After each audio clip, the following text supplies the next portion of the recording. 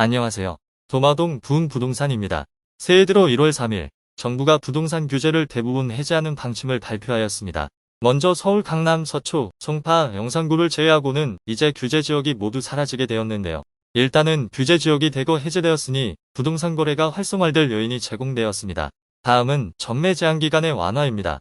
대전은 규제 지역으로 묶인 후 그동안은 계약 후 3년간의 전매 제한에 걸려 거래가 안 되었습니다. 그러나 근본 완화 조치로 인해 공공택지 분양단지는 1년, 교외 지역은 6개월의 기간 이후는 분양권 전매가 가능해졌습니다. 대전은 가천 2블록이 공공택지 분양단지로 지난 11월에 분양공고 및 12월에 분양계약을 하였는데요. 따라서 올해 12월에는 전매가 가능할 것으로 예상합니다. 용문동 둔산 엘리프는 소급 적용을 받게 된다면 올해 6월 정도 분양권 거래가 가능할 것 같습니다. 대전은 올 2023년 분양 예정인 단지가 꽤 많습니다. 먼저 탐방봉숭어리샘 재건축 단지가 둔산자이 아이파크라는 브랜드로 일반 분양 1353세대를 할 것 같습니다. 아마 분양이 이루어진다면 분양가 및 경쟁률 등 올해 대전 지역 최대의 관심단지가 될 것으로 보입니다. 도마변동 1구역 재개발인 히스테이트 퍼스트는 1366세대의 일반 분양을 할 예정입니다. 용문역에서 비교적 가깝고 유등천뷰가 일부 나오는 단지입니다. 다음은 도마변동 9구역 재개발 단지가 일반 분양 776세대를 하반기에 할 것 같습니다. 도마내거리에서 가깝고 기존의 근린시설들을 활용할 수 있습니다. 이외 분양이 예상되는 다른 곳들도 있으나 일정은 좀 더 지켜보아야 할 것 같습니다. 그리고 기타 지방 소도시들은 분양권 전매에 제한이 없어집니다. 또한 중도금 대출 제한이 대거 완화됩니다. 현재 분양가 12억 이하의 분양 아파트만 대출되는데 분양가에 관계없이 대출이 이루어질 것 같습니다. 그리고 중도금 관련 인당 대출 한도 5억의 상한선도 폐지될 것 같습니다. 하지만 DSR 규제는 현재 그대로 유지하게 됩니다. 또한 당첨자가 기존 1주택 처분을 2년 이내 해야 되는 의무사항도 폐지됩니다. 여기에는 현 주택시장의 침체로 기존 1주택을 처분하고 싶어도 처분을 못하는 현실을 반영하였다고 합니다. 미분양 단지의 물량 해소를 위해 1주택자도 무순위 청약 신청이 가능하도록 곧 개선이 될 예정입니다. 정부의 근본 발표는 경색된 주택시장의 각종 규제를 대거 완화하므로 부동산 거래를 활성화시키려 함에 그 취지가 있다고 할 수 있습니다. 분명 분양권 시장은 활성화될 것으로 보여집니다. 하지만 대전시장 자체만 놓고 본다면 좀 더 냉정하게 바라보아야 할 면이 있습니다. 일단 서울 대부분의 지역이 비규제 지역으로 되었다는 점, 그리고 현재 금리가 상당히 높다는 점, 그리고 주택가격이 이미 2018년 대비 거의 100% 이상 상승하였다는 점 세 가지입니다. 첫째, 서울 지역 대부분이 규제 지역에서 해제되어 서울 및 부산 등 자본력을 갖춘 투자자들 입장에서는 굳이 대전까지 내려와 투자를 안 해도 된다는 점입니다.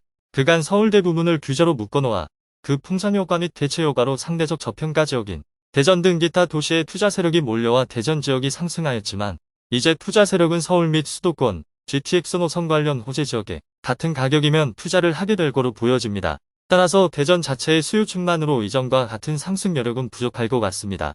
아울러 최근 대전 지역에 미분양 아파트 단지가 많이 생기고 향후 일반 분양되는 단지들도 대거 늘어나기 때문입니다. 둘째, 대출금리가 현재 6%에서 최고 7%대인 점을 생각해보면 당분간 고금리로 인해 대출금리 부담을 감당할 수 있는 경제 여건이 녹록치 않다는 점입니다.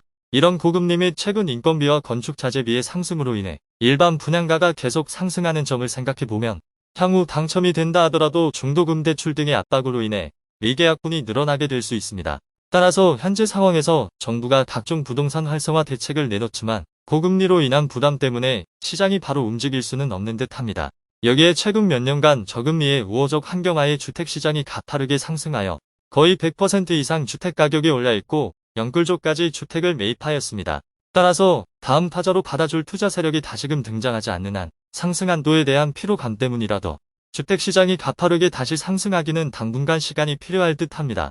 정부는 주택시장의 연착륙과 서민 취약계층의 주거 안정이라는 명분하에 근본 발표를 하였습니다. 하지만 정부가 이런 정책 발표를 하는 이면에는 명분이 아닌 실상을 바라봐야 합니다. 서민계층의 주거 안정이라면 주택 가격이 내려가고 안정화되는 현 시점의 현상이 더 명분에 들어맞기 때문입니다. 그렇다면 정부는 왜 이런 발표를 하였을까요? 그것은 부동산 거래가 경색되면서 정부가 거두어들이는 각종 부동산 세금이 줄어들고 이로 인한 세수 확보가 어렵기 때문입니다. 또한 국내 GDP의 30%를 차지한다는 건설업이 최근 미분양 등으로 사업성이 악화되었기 때문입니다. 즉 국내 건설업이 계속 짓고 부수고 하면서 돌아가야 국내 경기도 그만큼 돌아갔는데 최근 고물가, 고분양가, 미분양, 사업성 악화 등으로 건설업의 사업 여건이 악화되자 정부는 국내 건설업을 계속 부양시켜야 국내 경기에도 도움이 되고 세수 확보에도 유리한 만큼 부동산 거래를 활성화시키고자 각종 규제를 완화 및 폐지하고 대출 및 세금 규제도 풀어주려 애쓰는 것입니다. 다만 현재의 경제 여건이 고금리, 자금 흐름의 경색 등 녹록치 않은 상황입니다. 투자자의 입장에서는 돈을 벌 수 있는 환경만 이용하면 됩니다. 정부의 부동산 경기 활성화라는 정책이 발표된 만큼 아무튼 향후 금리의 향방과 각 지역의 수요와 공급 등을 파악하며 본인에게 가장 유리한 투자를 해야 하겠습니다. 이상 도마동 부흥부동산이었습니다.